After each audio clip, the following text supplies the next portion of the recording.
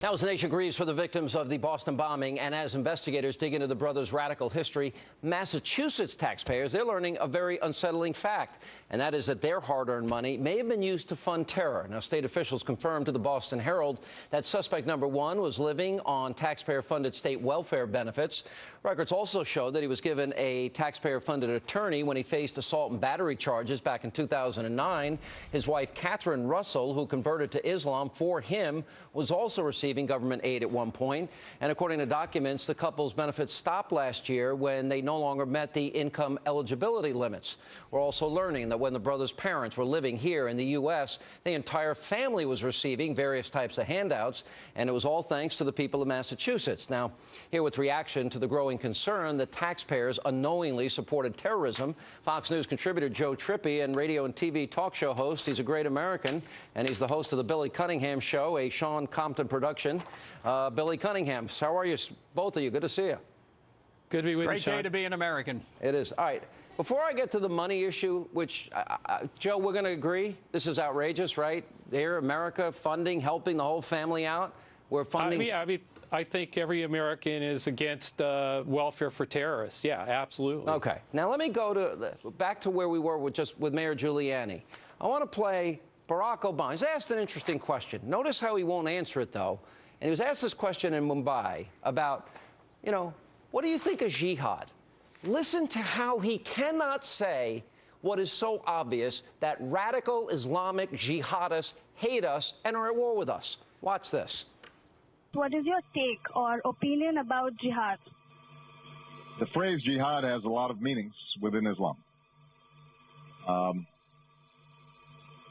And is subject to a lot of different interpretations. But I will say that, first, Islam is one of the world's great religions. And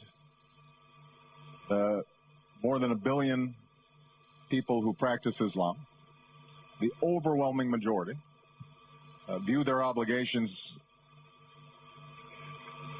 to their religion as ones that reaffirm peace and justice and fairness and tolerance. I think all of us recognize that this great religion, in the hands of a few extremists, has been distorted to justify violence towards innocent people that is never justified. Billy Cunningham, why is this president so pathetically weak that he can't acknowledge a simple truth? Help me out, Bill Cunningham. Sean Hannity, maybe his middle name is a clue, and also the fact that he spent most of his childhood practicing the Muslim faith. And so I think, of course, he's a Christian now, but we have to understand where he came from. He said the sweetest sounds he's ever heard is prayers at sunset. So without orientation, I think it's hard for this president to say anything other than Muslim jihadist terrorists, because it runs contrary to the things he was taught when he was a boy in Honolulu and Jakarta, Indonesia. And he's become a Christian later, which I accept completely. But there is something fundamental about his incapability to call what happened in Fort Hood was a wake-up call. And I think Rudy said it best. Rudy Giuliani sent the message to NYPD after 9/11, what was expected. And I think Obama is sending a similar but a different message after Fort Hood, after Benghazi in Boston. A different message is sent to the bureaucracy to be careful how you label terrorists, because it might be unfortunate. He's talking about hugs instead of thugs, and it's got to change. Benghazi to Boston, what's going to happen next? I think Rudy said it best. He's got a pre-9/11 mentality, and it's getting us killed. That. He said it was worse than that. Joe Trippi, was what happened at Fort Hood when major was that terrorism? I think there's something really wrong with Bill has to go after the president's middle name as some kind of an attack. Wait. Bill Cunningham was quoting the New York Times, Nicholas Kristof, who quoted Obama saying there's nothing more beautiful in the world than prayer at sunset when he went to a Muslim school. New York Times. New York Times. Look, the fact of the matter is, Joe, the truth will set you free. Yeah, Bill, I know. Sean, look, what you said something really interesting when you were talking to Mayor Giuliani. You said that if you were a peaceful abiding, moderate Muslim, you'd be angry at the extremists. I think President Obama tries to speak to the moderate, peaceful Muslims and make it tougher. That's a nice excuse. When is he going to? Wait a minute. No, Joe. Joe, wait a minute.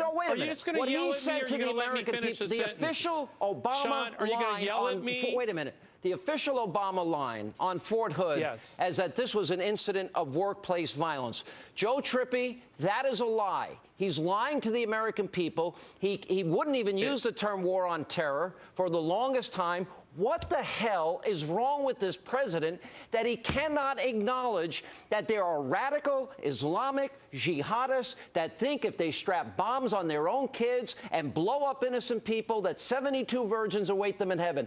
Tell me, Joe, is that true or not true? What's true? Look, I think, first of all, I don't sit here using words like lie. I tried not to use those about George Bush. It's a lie. When he was president. Was not workplace violence, you enjoy Joe. saying that. I know you enjoy saying it was a lie, Sean. It was a lie. I got that.